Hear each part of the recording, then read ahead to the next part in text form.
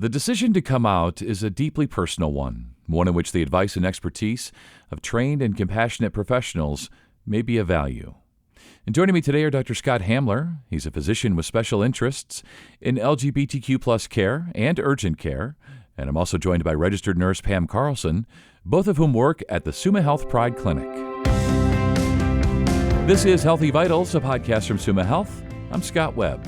So thank you both for being on today. We're talking about the Summa Health Pride Clinic, about folks who may want to come out and offering them some tips and recommendations for friends and family. And we're going to get to all of that today. Before we get rolling here, though, Dr. Hamler, tell us about the Summa Health Pride Clinic. I know it's been around for a couple of years, and I checked out the website, but tell listeners about the clinic. Summa recognized that, hey, we should be supporting community health, and there's a huge segment of patients that just aren't getting medical care. And within the LGBTQ community, it's pretty well documented what those obstacles are. And so the goal was to remove as many of those obstacles as we can and get patients medical care. So we came into existence really to kind of provide sort of a comfortable medical home where patients can come and receive their care. So it started with primary care 2 years ago. And it was very much limited on the marketing. It was one of those, if you build it, they will come, and certainly that holds true. A lot of word-of-mouth advertising. Oh, hey, I went there, saw this group of, the doc, the nurse, the staff, they're amazing people, you should go there kind of thing.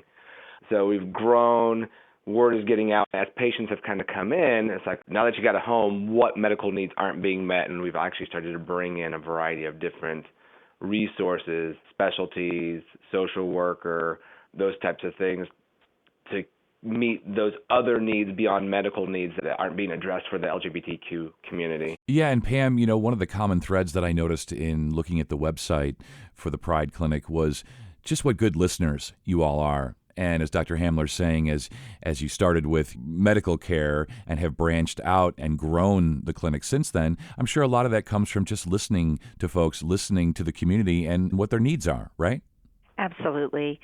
One of the things I think that makes us different here is from the very beginning, those initial touches of a patient over the phone. Patients call here. We answer our own phones here. So when you call here, I'm going to pick up the phone. Ashley's going to pick up the phone. She's our MA. Carson, our referral coordinator, may pick up the phone. But you're going to get one of the three of us. From the beginning, what you're going to hear from us is, tell us how we can help you. You're going to hear very comforting things to people that they haven't been asked before. Everybody gets asked, what is your name? And what we say is, what do you call yourself? Sometimes somebody's legal name isn't who they are, isn't what they want to be called. We're asking that in that initial phone call. We're asking about a patient's pronouns. What pronouns do you use for yourself? Sometimes it's as much picking up on the things that go unsaid. And the only way to do that is by practicing active listening with our patients. And that's something I think that all members of the team here excel at. Yeah, I think you're right. And sticking with you, Pam, for anyone out there who is considering coming out, what are some tips that you have? What would you like them to know? I think the first thing is that there isn't really a right or a wrong way to come out for yourself.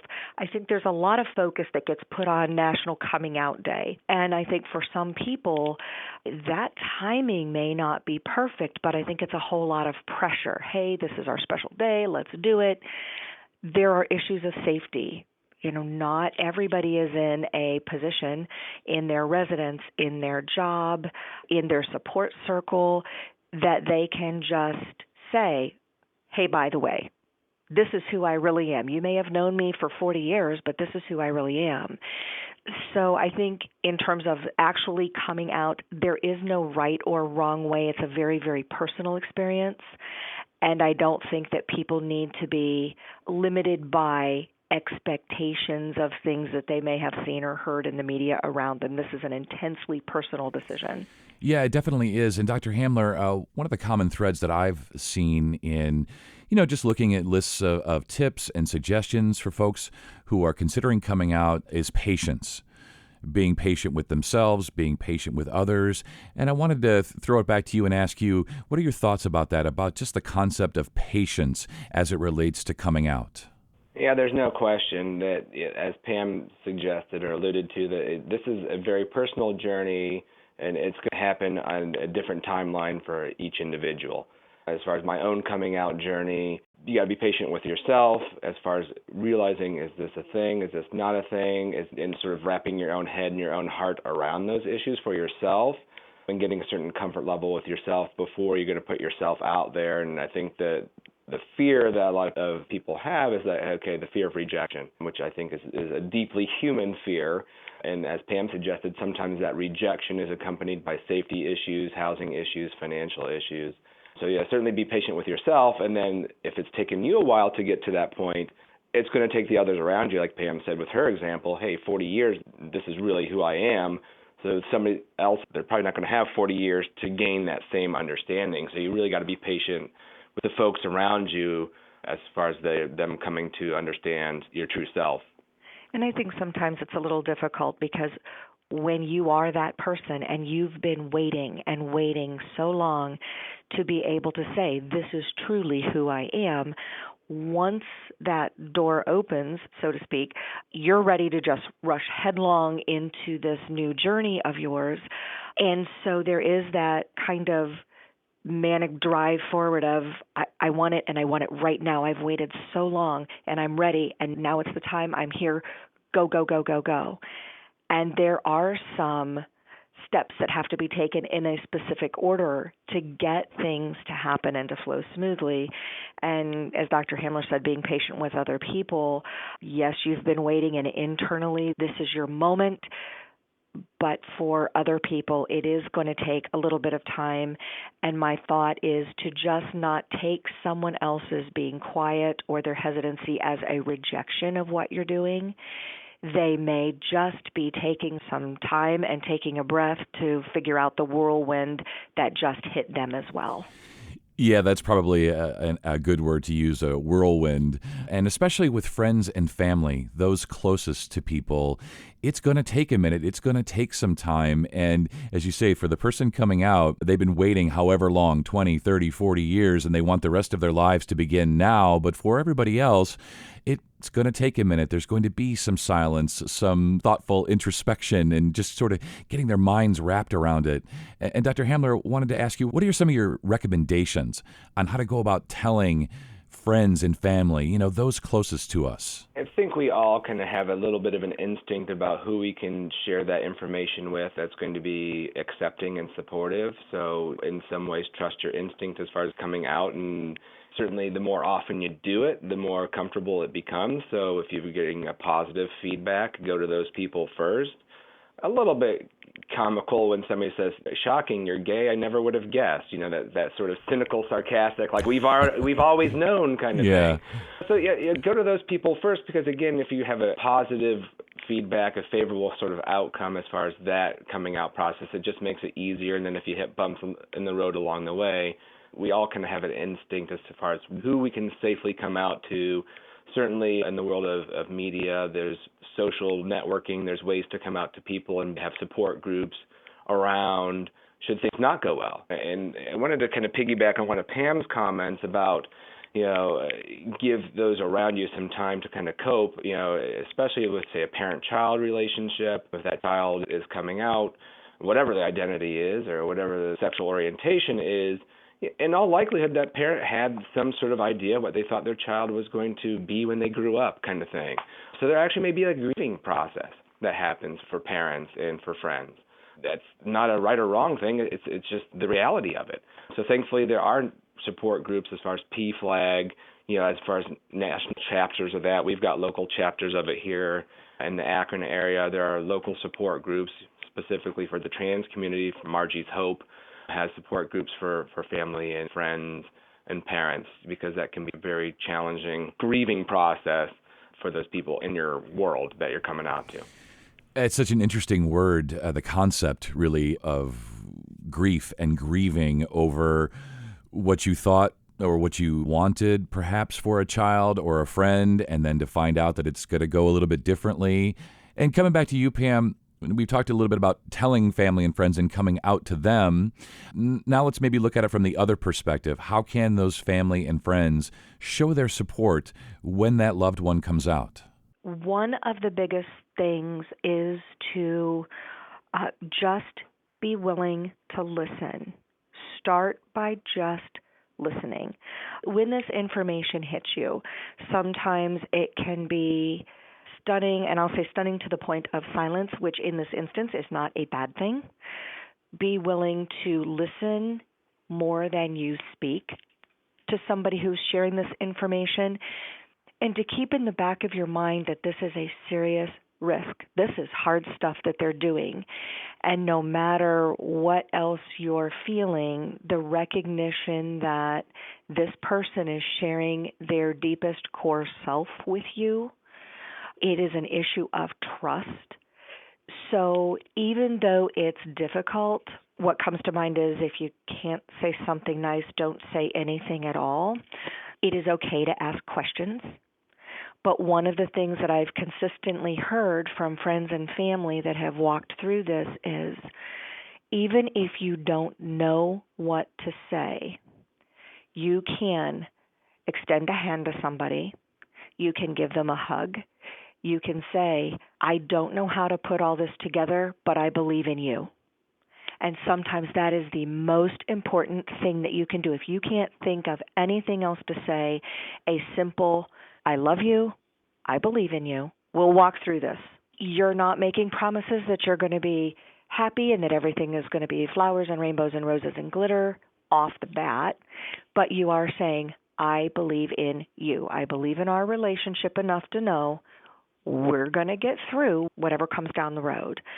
So listening and just being able to reassure somebody that even if you don't get it, if you don't understand it, it's okay. You love them enough to kind of walk through it all with them. That's the biggest thing that I hear. Yeah, it's amazing how important a hug can be in life and how it says so much without having to actually have the words, because you just may not have the words in that moment, you know? And Dr. Hamler, I'm wondering, in your personal journey, what was it like for you as you told family and friends, as they reacted? Did you get that hug? Was it a mixed bag? Maybe you can share a little bit with listeners. Certainly a mixed bag. Yes, I'm of a certain age to where coming out as a gay man in the 90s, the HIV/AIDS epidemic was very much in the forefront of people's minds. So when I came out to my parents, it was not well received, to put it mildly. I was actually in medical school at the time that I came out. And it was like, oh, well, we think you should drop out of medical school and get into counseling because this was going to be a situation where, counseling will solve your homosexuality. And clearly we know that not to be true, but it was just the fear that, we think you're going to get HIV and AIDS and die, and just kind of like misinformation, myths about gay lifestyle, things along those lines. So coming out to my parents, very difficult, not well received.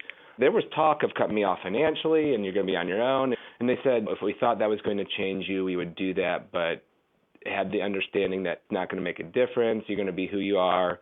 And then ultimately got to the point of love and support. And then, fast forward 25 years or so, now married, and I've got 2 kids, and they're very supportive of the marriage and very supportive of their grandchildren. So it just takes time, So that was probably the most negative experience I had, but certainly amongst friend groups and other family members, pretty well received and supported. That's great that you started that story. I had sort of a frown on my face, and I was like, oh, no, Dr. Hamler. But by the end, I was smiling, and I was thinking of your parents being, awesome grandparents and really embracing, everything that your life is. I feel like we could just talk all afternoon, but we don't have that kind of time. So as we wrap up here, I'll go to you first, Pam. What are your takeaways, both about the Summa Health Pride Clinic and just in general for anybody out there who's confronting that decision, however long it took them? They now know who they are, they've accepted it, and they want to come out. What's your best advice for listeners as they begin this next chapter, this amazing but challenging new journey in their lives? So the first thing I think is, if this is your decision, recognize this as a win. This is a huge win to be able to acknowledge who you are, to be able to love yourself for who you are, and hold on to that core of that win, because it can get a little rough out there, absolutely, but take it and run with it. Okay, this is the start. It's a birthday. It's a brand new birthday. You need to just take this inner core of strength that you have, because it took strength to even admit it to yourself. And, in terms of part of what we do here at Pride Clinic, we help people that are just starting on these journeys, just making these decisions. And for anybody who's considering this that says, but I don't know, I don't even know, what if I'm wrong about this? Or parents, what if this is a phase? One of the things that you can do, you give us a call, you pick up the phone and you call us. We're a resource. We're here. You can come in and talk. You can meet with one of our doctors. You can meet with Dr. Hamler or one of our other providers. We do nurse visits. You can sit. You can talk with me. You can talk with Tracy, our social worker. There are a number of resources available, and we will have your back on this. And we can talk with people and share with people about, this is what we find to be helpful. These are the support places we have that will prop you up when things are tough and celebrate with you when things are really good. It's amazing. Dr. Hamler, as we wrap up, this clinic is amazing, and all of the services that are available, and really being there for people who haven't even come out yet, through everything that they may need, all of the services they may need. I mean, really big props to Summa Health. This Pride Clinic is amazing, and it's so great to speak with you both. As we close here, what are your takeaways, your final thoughts as someone who's been there, done that, and then works with patients every day? What would you like folks to know? As Pam had suggested, this is an exciting time for a lot of folks, and it's focusing on the positive and sort of reveling in the positive. It's certainly easy to get bogged down in the negative, and not just with a coming out process, but just life in general. That's just how things work, and do your best to keep your head up, moving in a forward direction, and sort of glom onto those positive aspects, and the negative things will happen, and be aware that you're not going through that alone. That's always been one of my goals with our Pride Clinic is, I'm managing the medical piece, but there are a lot of other aspects to a human being beyond their medical care. My goal has always been to network within the community as far as what other resources do we have available, from housing standpoint, from medical health, mental health, behavioral health standpoint, and just getting patients to those services that they so desperately need. And there will be times where you're doing great, don't need it, and times where, yep, you definitely need it. And just knowing that those are accessible and available certainly, I guess, offers some sort of security, some calmness to navigating the journey. Yeah, I think that's just the best way to put it. It is a journey, and sometimes for some folks, maybe it's a sprint, but for others, really, it's probably a marathon. And it's just great to know that Summa Health and the Pride Clinic is there for folks. As I said, I wish we could talk all afternoon, but we're going to close here. Thank you both, and you both stay well. Thank you. Appreciate it. Visit summahealth.org/Pride Clinic for more information about our healthcare services. And if you found this podcast helpful, please tell a friend and share on your social channels. And be sure to check out the entire podcast library for additional topics of interest. This is Healthy Vitals, a podcast from Summa Health. I'm Scott Webb. Stay well. We'll talk again next time.